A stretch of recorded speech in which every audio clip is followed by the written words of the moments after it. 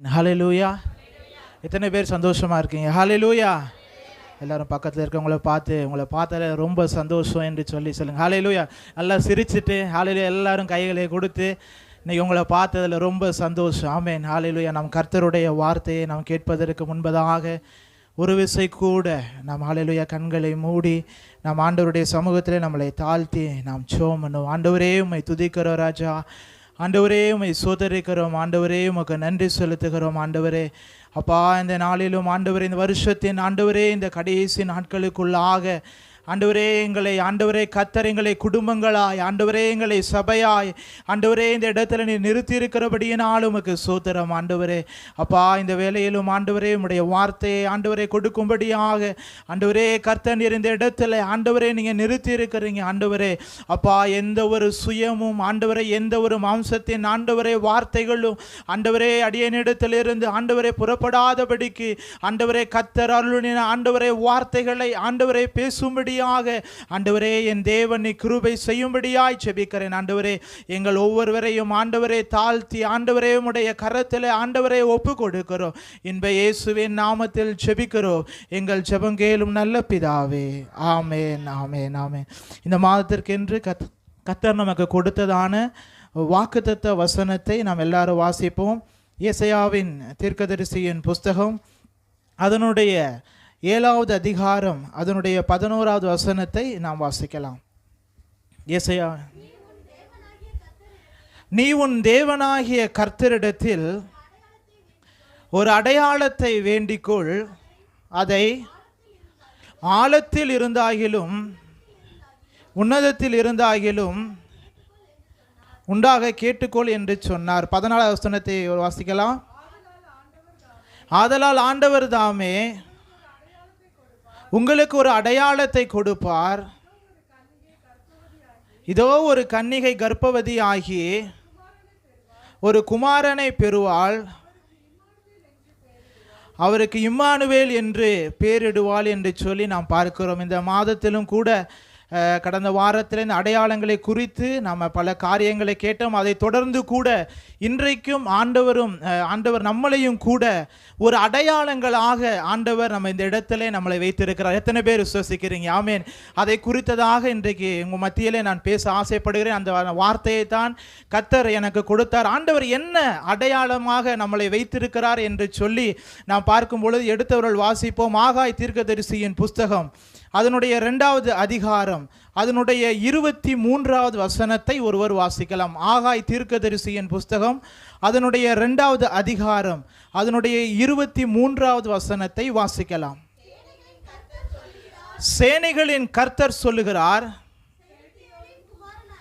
செயல்தேலின் குமாரனாகிய செருபாவேல் என்னும் என் ஊழியக்காரனே, உன்னை நான் அந்நாளிலே சேர்த்து கொண்டு உன்னை முத்திரை மோதிரமாக வைப்பேன் என்று கர்த்தர் சொல்லுகிறார்.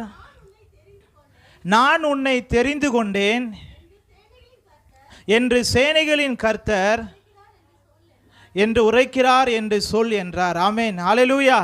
இந்த நாளிலும் கூட என்னுடைய செய்தியின் தலைப்பாக உன்னை முத்திரை மோதிரமாக வைப்பேன் என்று சொல்லி இந்த காலை வேளையில் ஆண்டவர் உங்களோடு கூட பேசுகிறார். இந்த இடத்துல பார்க்கும் பொழுது ஆண்டவர் தன்னுடைய தெரிந்து கொள்ளப்பட்டதான தம்முடைய ஊழியக்காரனோடு, செருபாவேல் என்கிறதான ஊழியக்காரனோடு கூட ஒரு பேசுகிறதான ஒரு வார்த்தையை தான் இந்த இடத்திலே நாம் பார்க்க முடிகிறது. செருபாவேல் என்பதற்கு என்ன அர்த்தம் என்று சொல்லி பார்க்கும் பொழுது குழப்பத்தில் மலர்ந்தவன் என்று சொல்லி அதனுடைய அர்த்தமாய் இருக்கிறது. செரு பாவேல், பாபேல் என்பது குழப்பத்தை காண்பிக்கக்கூடியது. பாபிலோன் என்பது ஒரு குழப்பத்துக்கு ஒரு அடையாளமாய் இருக்கக்கூடியது. ஆனால் அந்த குழப்பத்தின் மத்தியிலும் கூட அவன் துளிர்ந்து வரக்கூடிய கர்த்தருடைய ஒரு ஊழியக்காரனாய் நாம் பார்க்க முடிகிறது. அப்போ இன்றைக்கும் கூட உங்களுடைய வாழ்க்கையிலே சில குழப்பங்கள் காணப்படலாம். உங்களுடைய தனிப்பட்ட வாழ்க்கையிலே, உங்களுடைய ஆவிக்குரிய வாழ்க்கையில், உங்களுடைய பிஸ்னஸ் காரியங்களில் அநேக குழப்பங்கள் காணப்படலாம். ஆனால் அந்த குழப்பத்துக்குள்ளேயே நாம் இருக்கக்கூடாது.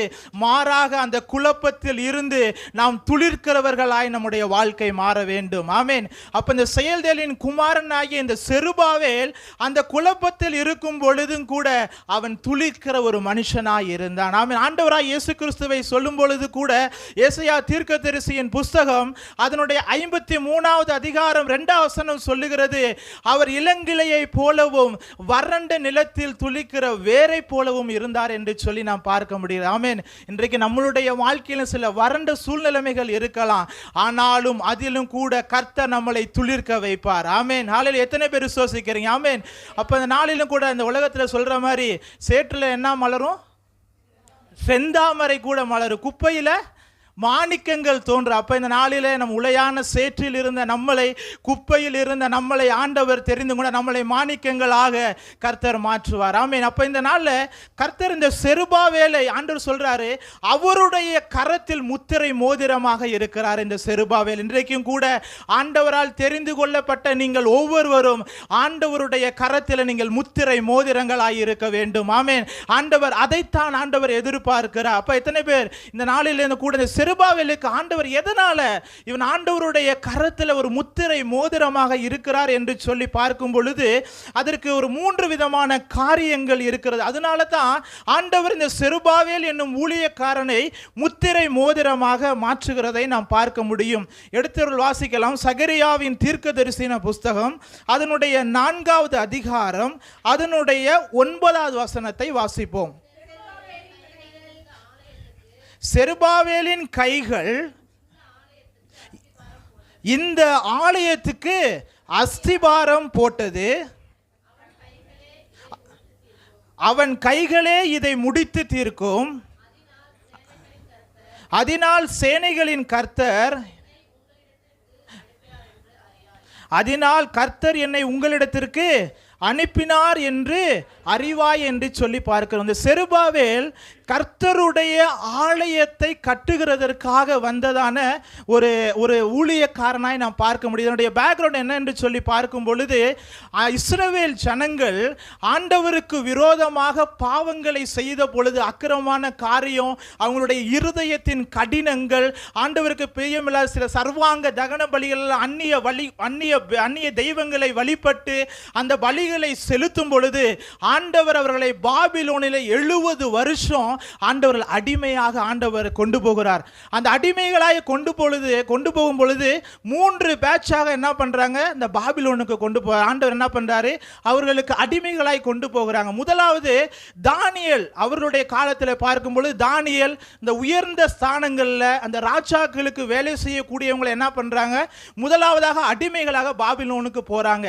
ரெண்டாவது பார்த்தீங்கன்னா எசேக்கியேல் தீர்க்கதரிசி கூட ஒரு 50,000 ஜனங்கள் என்ன பண்றாங்க, அதற்கு அடிமைகளாக இரண்டாவது போறாங்க. மூன்றாவது எரேமியா தீர்க்கதரிசியின் ஹல்லேலூயா காலத்துல ஆண்டவர் சொல்லுகிறதான வார்த்தைகளை அவங்க கேட்காதனால எரேமியாவோடு கூட சின்ன பிள்ளைங்க, வாலிப பிள்ளைங்க, பெரியவங்க எல்லாத்தையுமே என்ன பண்றாங்க, பாபிலோனுக்கு அடிமைகளாக கொண்டு போகிறது தான் இதனுடைய ஒரு பேக்ரவுண்டா இருக்கிற. அப்போ அடிமைகளாய் கொண்டு போகும் பொழுது ஆண்டவர் தன்னுடைய இஸ்ரவேல் ஜனங்களுக்கு ஒரு பாடத்தை கற்பிக்கணுன்றதுக்காக, ஏன்னா தன்னுடைய ஆண்டவரை மறந்ததுனால அவங்களுக்கு ஒரு பாடத்தை கற்பிக்கணும் என்பதற்காகத்தான் அந்த பாபிலோன்ல கொண்டு போய் ஆண்டவர் 70 வருஷம் அடிமைகளாய் வைத்தார். ஆமென். சில நேரம் நம்மளுடைய வாழ்க்கையிலும் கூட பிரியமான பிள்ளைகளே, ஆண்டவருக்கு பிரியமில்லாத காரியங்களும் பிரியமில்லாத இடங்களில் இருக்கும் பொழுது தேவனுடைய பாதுகாப்பின் கரம் நம்மளை விட்டு அகற்றப்படும். அப்போதுதான் தெரியும் நம்ம எந்த நிலைமையில இருக்கிறோம் என்பதை. ஆமென். அப்ப அதனால இன்றைக்கு நான் உங்களிடத்தில் சொல்ல ஆசைப்படுகிறேன், நாம் கர்த்தருக்கு பிரியமான வழிகளில் அவருக்கு ஆண்டவருடைய ஆலயத்தில் இருக்கும் பொழுது நாம் பாதுகாக்கப்படுவோம், நம்முடைய குடும்பங்களும் பாதுகாக்கப்படும். ஆமென். அப்ப இவர்கள் அடிமைகளாய் செல்லும் பொழுது ஆண்டவர் அவர்களுக்கு இரக்கம் உள்ளவராய் ஒரு வார்த்தையை, ஆண்டவர்களுக்கு சொன்ன அந்த தீர்க்க தரிசன வார்த்தையை நிறைவேற்றும்படியாக ஆண்டவர் அவர்களுக்கு ஒரு வார்த்தையை கொடுத்தார். அதைத்தான் எரேமியாவின் தீர்க்கதரிசியின் புஸ்தகம் அதனுடைய 29வது அதிகாரம் அதனுடைய 10-11 வசனங்களை வாசிப்போம். எரேமியாவின் தீர்க்கதரிசியின் புஸ்தகம் 29 அதனுடைய 10-11 வசனம். 70 வருஷம் நிறைவேறின பின்பு நான் உங்களை சந்தித்து உங்களை இவ்விடத்திற்கு திரும்பி வர பண்ணும்படிக்கு. ஆமென். வாசிங்க.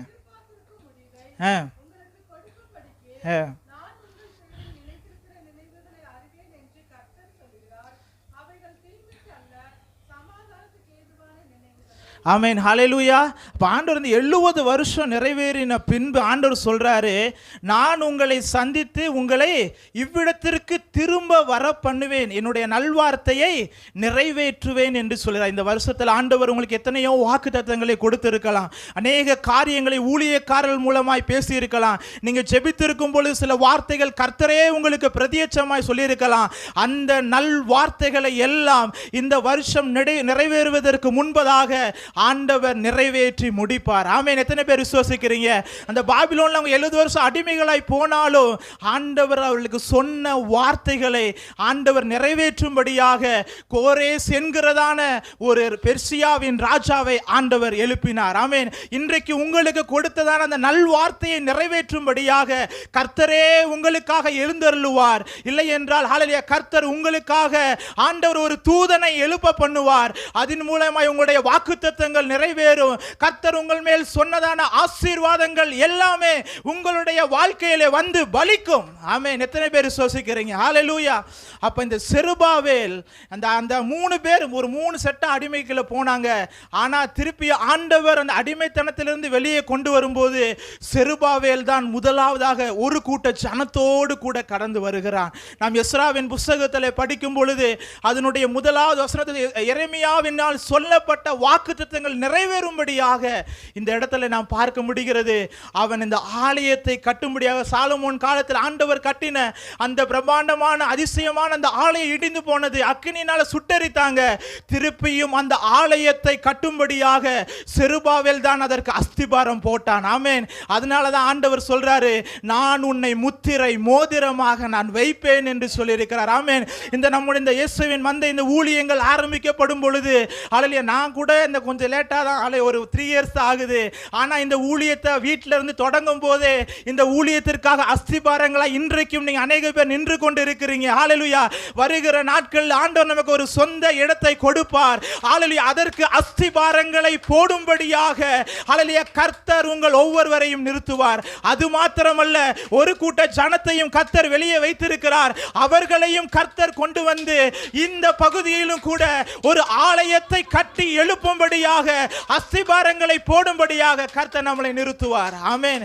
அப்ப இந்த செருபாவேல் ஹல்லேலூயா நாம் பார்க்கிறோம், அவன் ஆண்டவருடைய ஆலயத்திற்காக அந்த அஸ்திபாரத்தை போட்டது நிமித்தமாக அவன் கர்த்தருடைய கையிலே முத்திரை மோதிரமாய் மாறினான். ஆமென். இன்றைக்கு நீங்க ஆலயத்தில் இந்த ஆலயத்திற்காக கர்த்தருடைய ஆலயத்திற்காக நீங்க என்னென்ன பிரயாசப்படுறீங்களோ அதிலெல்லாம் உங்களுடைய வாழ்க்கையில் ஒரு நன்மையை ஆண்டவர் கட்டளையிடுவார். ஆமென். அதைத்தான் செருபாவேலுக்கு ஆண்டவர் சொல்லுகிறார். அவனுடைய வாழ்க்கையில அவன் முதலாவது செய்த காரியம் இந்த ஆலயத்தை கட்டும்படியாக ஆண்டவர் அடிமைத்தனத்திலிருந்து கொண்டு வந்தவனையே தனக்கு ஆண்டவர் கொடுத்ததான அந்த பணியில உண்மையாய் இருந்ததை நாம் பார்க்க முடிகிறது. ஆமென்.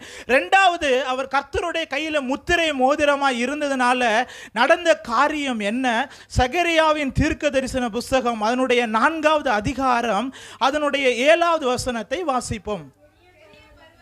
பெரிய பர்வதமே நீ எம்மாத்திரம், செருபாவேலுக்கு முன்பாக நீ சமபூமி ஆவாய், தலைக்கல்லை அவன் கொண்டு வருவான், அதற்கு கிருபை உண்டாவதாக, கிருபை உண்டாவதாக என்று ஆர்ப்பரியுங்கள் என்றார். ஆமென். இரண்டாவது பார்க்கிறோம், ஆண்டவர் இங்கே சொல்றாரு, பெரிய பர்வதமே நீ எம்மாத்திரம், என்னுடைய ஊழியக்காரன் வருகிறான், அவனுக்கு முன்பதாக சமபூமி ஆவா என்று சொல்லி நான் பார்க்கிறேன். அப்ப நீங்க கர்த்தருடைய கரத்துல செருபாவேலை போல நீங்கள் முத்திரை மோதிரங்களாய் மாறும் பொழுது உங்களுக்கு முன்னால பெரிய பர்வதங்கள் வரதான் செய்யும். ஆமென். ஹல்லேலூயா. ஆனா அந்த பெரிய பர்வதங்கள், போராட்டங்கள், பிரச்சனைகள் எல்லாம் வந்தாலும் இருந்தாலும் ஆனால் நீங்கள் போகும் பொழுது கூட அவையெல்லாம் சம பூமியாய் மாறி போகும். ஆமென். எத்தனை பேர் விசுவாசிக்கிறீங்க? அதைத்தான் கர்த்தர் ஹல்லேலூயா இவன் மேல் வைத்த ஒரு மிகப்பெரிய ஒரு அதிகாரம். ஆமென். அப்ப நீங்க கர்த்தருடைய கையில முத்திரை மோதிரமாய் இருக்கும்போது மலை போன்ற பிரச்சனைகள் உங்களுடைய வாழ்க்கையில வந்தாலும் கர்த்தர் அந்த அதிகாரத்தை உங்கள் மேல வைக்கும் பொழுது எல்லா மலை போன்ற பிரச்சனைகளும் எல்லாம் மாறி போகும். ஆமென். இன்றைக்கு நம்மளுக்குள்ள ஹல்லேலூயா ஒரே ஒரு காரியம், ஆண்டவர் நமக்குள்ள கொடுத்திருக்கிற பவர், அந்த அதிகாரம், ஆண்டவர் நம்முடைய ஆண்டவராக இருக்கிற நம்ம பிள்ளைகளுக்கு கொடுத்த அதிகாரம் இன்றைக்கு நிறைய பேர் நமக்கு தெரிகிறது கிடையாது. பல நேரம் நம்ம ஜெபிக்கிறோம், சில கஷ்டமான சூழ்நிலைமைகள் வரும்பொழுது கூட நாம் அந்த சூழ்நிலைமைகளை பார்த்து நாம் என்ன பண்றோம், சோர்ந்து போய் விடுகிறோம். அது உண்மைதான், ஒரு மனுஷனா இருக்கும்போது அந்த காரியங்கள்லாம் இருக்கும். ஆனா நம் ஆவிக்குள்ளாய் நாம் பலப்படும் பொழுது செருபாவேலை போல ஹல்லேலூயா எவ்வளவு பெரிய பர்வதங்கள் எனக்கு முன்பதாய் சென்றாலும் சரி அவையெல்லாம் எனக்கு சமபூமியாய் மாறும் என்கிறதான நம்பிக்கை நமக்குள்ளாய் வரும் பொழுது, அந்த விசுவாசம் நமக்குள்ளாய் வரும் பொழுது அவையெல்லாம் சமபூமியாய் மாறும். ஆமென். நம்ம பழைய ஏற்பாட்டில் பார்க்கும் பொழுது எலியாவினுடைய வாழ்க்கையை நாம் பார்க்க முடியும். 1 ராஜாக்கள் 17வது அதிகாரம் அதன் 1வது வசனத்தை பார்க்க முடியும். எலியா சொல்றாரு, என்னுடைய வாக்கின்படி என்று என்ன பண்ணாது தேசத்துல மழை பெய்யாது என்று சொல்றாரு. அப்ப எவ்வளவு பெரிய விசுவாசம் பாருங்க. இன்னைக்கு தேவ பிள்ளைகளா இருக்கிற உங்களுடைய வாழ்க்கையில நீங்க ஜெபிச்சு ஆமென் என்று சொல்லி ஒரு காரியத்திற்கு நீங்க சொல்லும் பொழுது அது அந்த காரியங்கள் நிறைவேற வேண்டும். ஆமென். ஹல்லேலூயா.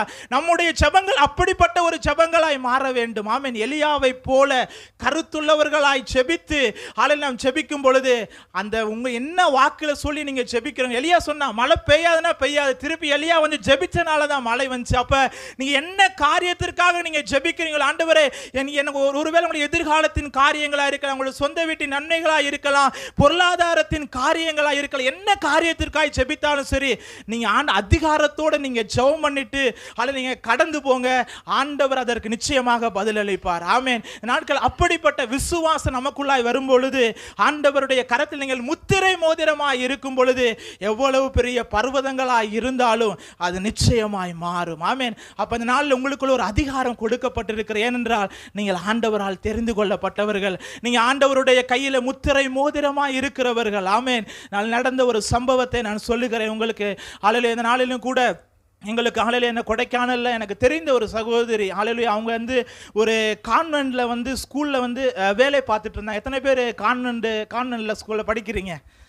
நான்லாம் கான்வென்ட் ஸ்கூலில் தான் படித்தேன். அங்கே ஹல்லேலூயா இன்றைக்கி கான்வென்ட் ஸ்கூலில் படிக்கிறீங்க. அப்போ அந்த கான்வென்ட் ஸ்கூலில் ஹல்லேலூயா ஆசிரியராக வேலை செய்கிறவங்களுக்கெல்லாம் எப்படின்னா 9 o'clock தான் எங்களுக்கெல்லாம் அங்கே ஸ்கூல். ஆனால் வேலை செய்கிற ஆசிரியர்கள் 8:30 to 9 o'clock என்ன பண்ணணும், வந்து அந்த ப்ரேயரை அட்டன் பண்ணணும். ஆக்சுவலாக அந்த டீச்சர்ஸ்கெல்லாம் ஒரு ப்ரேயர் இருக்கும். அந்த ப்ரேயர் முடித்த பிறகு தான் அதுக்கடுத்து எப்பயும் போல் வழக்கம் போல் அந்த கிளாஸுகள் எல்லாமே ஆரம்பிக்கும். அப்போ அதில் வந்து அவங்க வந்து ஒரு இந்து சகோதரி தான், ஆனாலும் அந்த ஜெபத்தில் போய் உட்காருவாங்க ஸ்கூலில்.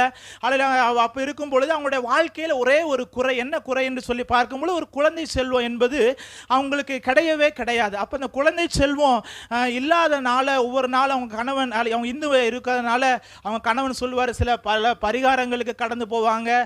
சில நேரம் எனக்கே தெரியும், சில நேரம் இங்கே இந்த கோயம்புத்தூர் அல்ல சில பல முக்கியமான கோயில்களுக்கு எல்லாம் என்ன பண்ணுவாங்க, கடந்து வருவாங்க.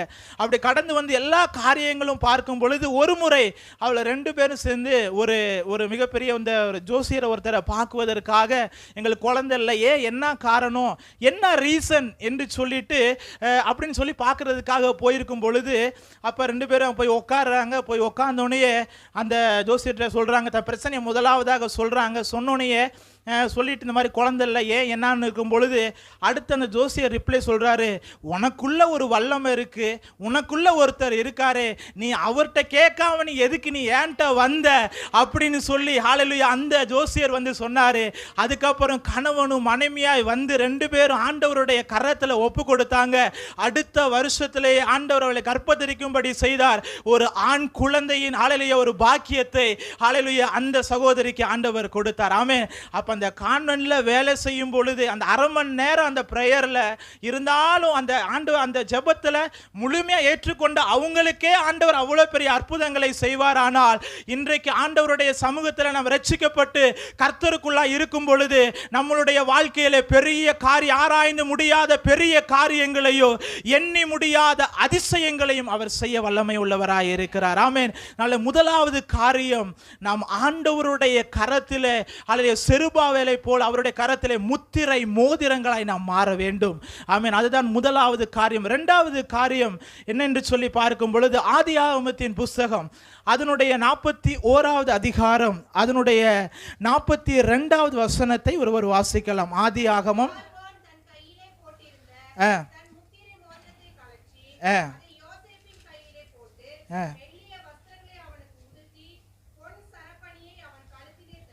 ஆமாம் போதும் சிஸ்டர். இந்த இடத்துல பார்க்கிறோம் ஆதியாகமம் 41:2 பார்க்கும் பொழுது பார்வோன் தன் கையில் போட்டிருந்த தன் முத்திரை மோதிரத்தை கலற்றி அதை யோசேப்பின் கையிலே போட்டான் என்று சொல்லி நாம் பார்க்க முடிகிறோம். அப்போ இந்த நாளில் ரெண்டாவது காரியம், உங்களுடைய கையில் ஒரு முத்திரை மோதிரம் வர வேண்டும். ஆமேன். அதில் இன்றைக்கு உங்களுடைய பிள்ளைகளுடைய கையில் ஒரு முத்திரை மோதிரத்தை ஆண்டவர் தருவார். எத்தனை பேர் கையில் ரிங் இருக்கு?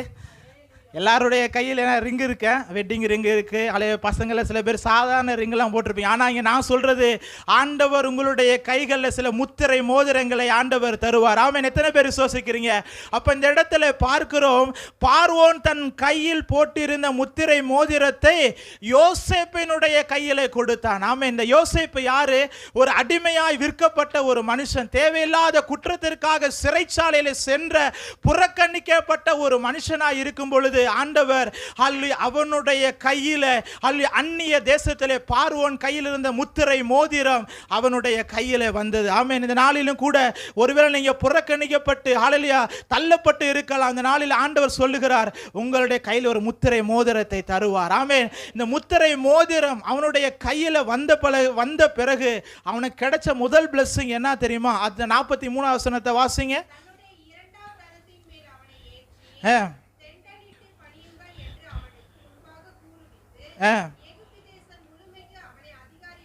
ஆமென். அந்த நாள் இரண்டாவது பார்க்கிறோம், தன்னுடைய இரண்டாம் ரதத்தின் மேல் அவனை ஏற்றி தெண்டனிட்டு பணியுங்கள் என்று சொன்னான். அப்போ அந்த முத்திரை மோதிரம் கையில் வந்தோனையே ஒரு மேன்மையை அடையாளத்தை காண்பிக்கிறது. ஆமென். ஹல்லேலூயா. இன்றைக்கும் கர்த்தர் உங்களை சில மேன்மைகளாய் ஆண்டவர் வைக்க போகிறார். ஆமென். அப்போ இன்றைக்கு இந்த உலகத்தில் நாம் வாழ்ந்து கொண்டிருக்கும் பொழுது இந்த நாட்களில் அநேக ராஜாக்களுக்கு முன்பாக, பிரபுக்களுக்கு முன்பாக கர்த்தர் நம்மளை மேன்மையாக ஆண்டவர் வைப்பார். ஆமென். எத்தனை பேர் விசுவாசிக்கிறீங்க? ஆமென். அப்போ இந்த அவன் முத்திரை மோதிரமாய் மாறுவதற்கு ஆண்டவர் இந்த யோசேப்பினுடைய கையில் இந்த முத்திரை மோதிரமாய் மாறுவதற்கு காரணம் என்ன என்று சொன்னீங்கன்னா, முதலாவது அந்த முத்திரை மோதிரம் கையில் வந்தோனையே தேசத்தில் இருந்ததான பஞ்சத்தை அவன் போக்கினான். ஆமென். நாளையில் இந்த முத்திரை மோதிரம் உங்களுக்குள்ளாய் வரும் பொழுது உங்களுடைய வாழ்க்கையில் இருக்கிறதான சில தரித்திரங்கள் மாறும். ஆவிக்குரிய வாழ்க்கையில் இருக்கிறதான சில தரித்திரங்கள், பஞ்சங்கள் எல்லாம் உங்களுடைய வாழ்க்கையில் இருந்து நீங்கி போகும். ஆமென். ஹல்லேலூயா. எத்தனை பேர் விசுவாசிக்கிறீங்க? ஆமென். முதலாவது அந்த முத்திரை மோதிரம் அவன் கையில் வந்தோனையே தேசத்தில் இருந்த பஞ்சத்தை எல்லாம் அவன் என்ன பண்ணா? மாற்றி போட்டான். அது மாத்திரமல்ல, தன்னுடைய குடும்பத்திற்கும் ஹல்லேலூயா அவன் ஒரு ஆசீர்வாதமாய் கர்த்தர் அவனை வைத்தார். அதுதான் முதலாவது காரியம். அவன் முத்திரை மோதிரம் அவன் கையில் வந்தோன பிறகு நாம் பார்க்க முடிகிறது. இரண்டாவது காரியம், அவனுக்கு மேன்மையை கொடுத்த பிறகு, அந்த முத்திரை மோதிரம் வந்த பிறகு அந்த இடத்துல இந்த முத்திரை மோதிரம் வருவதற்கான காரணம் என்னன்னு சொன்னா, ஆண்டவர் அவனுக்கு சின்ன பிள்ளையில கொடுத்ததான அந்த கிஃப்டை என்ன பண்ணா? யூஸ் பண்ண ஆரம்பிச்சான். சின்ன பிள்ளையில என்ன பண்ணா? அவன் சொப்பனங்களை காண்கிற ஒரு மனிதனாய் இருந்தான். ஆண்டவர் அவனுக்கு பலவிதமான சொப்பனங்கள், தரிசனங்கள் எல்லாம் அவனுக்கு வெளிப்படுத்திட்டு இருந்தாரு. ஆனா அதை அப்படியே அவன் விட்டு விடாம என்ன பண்ணா? தொடர்ந்து ஜெபம் பண்ணி கொண்டே இருந்தான். ஆனா அது சிறைச்சாலைக்கு வரும் பொழுது மற்றவர்கள் காண்கிற அந்த சொப்பனத்திற்கு அதை வியாக்கியானத்தை பண்ணக்கூடிய அளவுக்கு அவனுடைய ஆவிக்குரிய வாழ்க்கை மாறினது. ஆமென். இங்க இருக்கிற எல்லாருமே ஆண்டவர் ஒரு கிஃப்ட் வச்சிருக்காரு. ஹல்லேலூயா. யாருமே சொல்ல முடியாது ஆண்டவர் எனக்கு எந்த கிஃப்ட்டுமே தரல என்று சொல்லி. ஹல்லேலூயா. ஆண்டவர் ஒவ்வொருக்குள்ள விசேஷித்த விதமான அல்லது சில கிருபைகள், வரங்களை ஆண்டவர் வைத்திருக்கிறார். ஆமென். அதை நீங்க ஐடென்டிஃபை பண்ணி நீங்க கர்த்தருக்காக நீங்க பயன்படுத்தணும். ஆமென். ஹல்லேலூயா. சில பேர் முழங்கால நின்று அநேக ஜெபிக்கிற ஒரு கிருபைகள் இருக்கும். பல மணி நேரங்கள் போராடி ஜெபிக்கக்கூடிய சில பேர், ஜெபிக்கும் பொழுது சில பிணியாளிகளுக்கெல்லாம் சுகத்தை தரக்கூடியவங்க ஜெபத்தில் நீங்களே பார்த்திருப்பீங்க. அப்ப அந்த யோசேப்பு அந்த கிருபைகளை, ஆண்டவர் கொடுத்த அந்த வரங்களை அவன் அப்படியே அதை பயன்படுத்தி கொண்டு இருந்தனால அந்த முத்திரை மோதிரம் அவன் கைக்குள்ளாய் வந்தது. இன்றைக்கு உங்களுக்கு கொடுத்த ஆண்டவர் அந்த கிருபை வரங்களை நீங்கள் எந்த அளவுக்கு நீங்கள் வச்சிருக்கிறீங்க? இன்றைக்கி உங்களை நீங்கள் தான் சிந்தித்து பார்க்கணும். ஆண்டவர் ஒருத்தனுக்கு 2 தாலந்து கொடுத்தார், 5 தாலந்து கொடுத்தார், 1 தாலந்து கொடுத்தாரு. அல்லையா நாம் எந்த ஆண்டவர் நமக்கு எங்களுக்கு எத்தனை தாலந்து கொடுத்துருக்காரு? இன்றைக்கி உங்களை தான் நீங்கள் சிந்தித்து பார்க்கணும். ஆண்டவர் கொடுத்த வரங்களை நான் பயன்படுத்துகிறேனா, ஆண்டவருடைய நாமத்திற்காக நான் பயன்படுத்துகிறேனா என்று சொல்லி நீங்கள் சிந்தித்து பார்க்க வேண்டும். அவன் யோசிப்பு அதை கரெக்டாக பயன்படுத்தினான். ஏற்ற நேரத்தில் ஆண்டவர் உயர்ந்த ஸ்தானத்தில் வைத்தார். ஆமென். நம்ம 5 தாலந்தை கர்த்தர் நமக்கு கொடுத்தா இருந்தாருன்னா அதை 10,000 ஹல்லேலூயா மாற்றக்கூடிய அந்த கிருபைகள் ஆண்டவர் நமக்கு தருவார். ஆமென். 2வது காரியம், முதலாவது நாம் ஆண்டவருடைய கரத்தில் முத்திரை மோதிரமாக இருக்க வேண்டும். 2வது ஆண்டவர் உங்களுடைய கையில் சில முத்திரை மோதிரங்களை ஆண்டவர் கொடுப்பார். ஆமென். இதான் 2வது காரியம். 3வது ஒரு காரியத்தை நாம் வாசிப்போம். எஸ்தர் சரித்திர புஸ்தகம் அதனுடைய 8வது அதிகாரம் அதனுடைய 2வது வசனத்தை ஒருவர் வாசிக்கலாம். எஸ்தரின் சரித்திர புஸ்தகம் அதனுடைய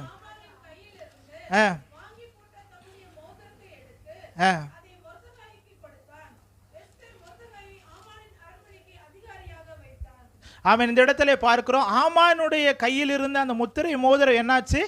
அது யார் கைக்கு வந்துச்சு? மொர்தெகாயின் கைக்கு வந்தது என்று சொல்லி பார்க்கிறோம். இந்த மொர்தெகாயின் கைக்கு வந்த பொழுது அவன் இந்த இடத்துல இந்த முத்திரை மோதிரம் அந்த மொர்தெகாய் கையின் வந்த பிறகு ஒரு யூத குலத்தை அழிக்க வேண்டும் என்று நினைத்து கொண்டிருந்த ஆமானுடைய அந்த தீர்மானங்களை அந்த காரியத்தை ஆண்டவர் மாறுதலாய் முடிய பண்ணினார். ஆமென். ஹல்லேலூயா. இந்த இடத்துல நாம் பார்க்க முடிகிறது. அப்ப ஒரு முத்திரை மோதிரம் ஆண்டவர் உங்களுடைய கைக்குள்ளாய் ஆண்டவர் கொடுக்கும் பொழுது காரியங்கள் மாறுதலாய் முடியும். சில நேரம் உங்களுடைய குடும்பத்திற்கு விரோதமாய் சில எழும்புகிற சில அந்நிய வல்லமைகள், உங்களுக்கு விரோதமாய் எழும்புகிற சில பிசாசினுடைய தந்திரங்கள் என்னெல்லாம் எழும்பினாலும் சரி, நீங்க உங்களுடைய கையில், நீங்க ஆமானுடைய கையில் வந்த பொழுது யாரெல்லாம் நமக்கு விரோதமாய் எழும்புகிறாங்களோ அவங்க என்னெல்லாம் செய்யணும்னு நினைச்சாங்களோ அதற்கு மாறுதலாய் காரியங்கள் முடிந்ததை நாம் பார்க்க முடியும். இந்த நாளில் கர்த்தர் கொடுக்கிறதான ஒரு வார்த்தை அதுதான். அந்த நாளிலே காரியத்தை மாறுதலாய் ஆண்டவர் என்ன பண்ணுவார்? முடிய பண்ணுவார் என்று சொல்லி நாம் இந்த இடத்துல பார்க்கிறோம். அதுக்கு அடுத்து இந்த இடத்துல இன்னொரு வசனம் இருக்கிறது. அப்ப தன் ஜனத்திற்காக அவன் அந்த முத்திரை மோதிரத்தை அவன் பயன்படுத்தினதை நாம் பார்க்க முடிகிறது. அன்பான தேவ பிள்ளைகளே, இன்றைக்கு இந்த சரௌண்டிங்கில் ஹல்லேலூயா எத்தனையோ ஒரு கூட்ட ஜனங்கள், ஹல்லேலூயா எத்தனையோ பேர் ரட்சிக்கப்படாத ஜனங்கள்லாம் இருக்கிறாங்க. அவர்களுக்காக நாம் திறப்பில் நிற்க வேண்டும். ஹல்லேலூயா மொர்தெகாய் ஹல்லேலூயா அந்த முத்திரை மோதிரம் வந்த பிறகு தன்னுடைய ஜனங்களை குறித்ததான ஹல்லேலூயா அவனுக்குள்ள ஒரு வைராக்கியம் இருந்துச்சு. என்னுடைய ஜனங்கள் ஒரு அழிவில் இருக்கிறாங்களே, அதற்காக நான் பயன்படுத்த வேண்டும் என்கிறதான ஒரு காரியம் எஸ்தருக்குள்ளாகவும் மொர்தெகாய்க்குள்ளாய் வந்து அந்த ஒரு வைராக்கியம் நமக்குள்ளாக வர வேண்டும். ஆமென். இன்றைக்கு உங்களை சுற்றி உங்களுடைய வீட்டில் இருக்கிற எத்தனையோ பேர், உங்களுடைய சொந்த பந்தங்கள் எத்தனையோ பேர் ஹல்லேலூயா ரட்சிக்கப்படாமல் இருக்கலாம். நீங்கள் அவர்களுக்காக நீங்கள் பரிதபிக்கிறவர்களாக இருக்க வேண்டும். அந்த ஆத்துமாக்காக நீங்கள் ஜெபிக்கிறவர்களாக இருக்க வேண்டும். வரை 2025 நம்மளுடைய சபையில் ஒரு ஆத்தும அறுவடையை நாம் பார்க்க வேண்டும். ஆமென். நாம் எத்தனை பேர் வருகிற நாம் ஒருத்தரா ஒரு அடுத்த வருஷத்திலிருந்து இந்த ஆத்தும அறுவடைக்கு ஹல்லேலூயா அடுத்த வாரத்திலிருந்து வரும்போது நீங்கள் மேக்ஸிமம் ட்ரை பண்ணுங்களேன். ஒருத்தரை நான் கண்டிப்பாக கூட்டு வருவேன். அதில் சின்ன பிள்ளைங்க முதற்கொண்டு என்னோட ஃப்ரெண்ட்ஸ் ஒருத்தரை நான் கூட்டு வருவேன், பெரியவங்க நான் ஒருத்தரை கூட்டு வருவேன். நம்ம ஒரு வாரத்துக்கு நீங்கள் ஒரு மாதத்தில் நீங்கள் ஒருத்தரை கூட்டு வந்தால் கூட அந்த ஒருத்தர் இன்னொருத்தரை கூட்டு வருவாங்க. ஆண்டவர் பலாயிரம் ஆத்துமாக்களை இந்த சபையில் தருவார். ஆமென். ஹல்லேலூயா. அதுக்கு நாம் தான் ஹல்லேலூயா உத்தரவாதிகளாக இருக்கிறோம். ஏனென்றால் ஆண்டவருடைய கையில் நாம் முத்திரை மோதிரங்களாக இருக்கிறோம். ஆண்டவரே, இதுவரைக்கும் இந்த 2024 கர்த்தர் நம்மளை நடத்தி வந்தார். ஆனால் இந்த 2025 நீங்கள் முத்திரை மோதிரங்களாக இருக்க போகிறீங்க. ஆண்டவர் உங்களுக்கு மேன்மைகளை தருவார். மேன்மைகளை தந்தது மாத்திரமல்ல, ஆண்டவருக்காய் நாம் ஹல்லேலூயா நற்செய்திகளை ஹல்லேலூயா பறைசாற்றுகிறவர்களாய், ஒரு கூட்ட ஜனத்திற்காக நாம் திறப்பில் நிற்கிறவர்களாய் நாம் இருக்க வேண்டும். எத்தனை பேர் இன்றைக்கு ஒப்புக் கொடுக்கிறீங்க? ஆண்டவரே, ஆண்டவரே நீங்க என்னை முத்திரை மோதிரமாய் ஆண்டவரே என்னை மாற்றிருக்கிறீங்க. ஆண்டவரே, அநேக ஜனங்களை இந்த ஆலயத்தில் நான் கொண்டு வருவேன். ஆண்டவரே, உமக்காக ஆண்டவரே நான் எழும்புவேன் என்று சொல்லி எத்தனை பேர் ஹல்லேலூயா ஆண்டவருடைய கரத்தில் ஹல்லேலூயா நீங்க ஒப்பு கொடுக்க போறீங்க? இதுவல்ல 3 காரியங்களை கர்த்தர் நம்மளோடு கூட பேசி இருக்கிறார். செருபாவேல் என்னும் ஹல்லேலூயா ஊழியக்காரன் ஹல்லேலூயா அவருடைய கர்த்தருடைய கையில முத்திரை மோதிரங்களாய் இருக்கும் பொழுது ஹல்லேலூயா அவனுக்கு முன்பதாக இருந்ததான எல்லா பெரிய பர்வதங்களும் ஹல்லேலூயா எல்லாம் ஹல்லேலூயா மாறி போனது.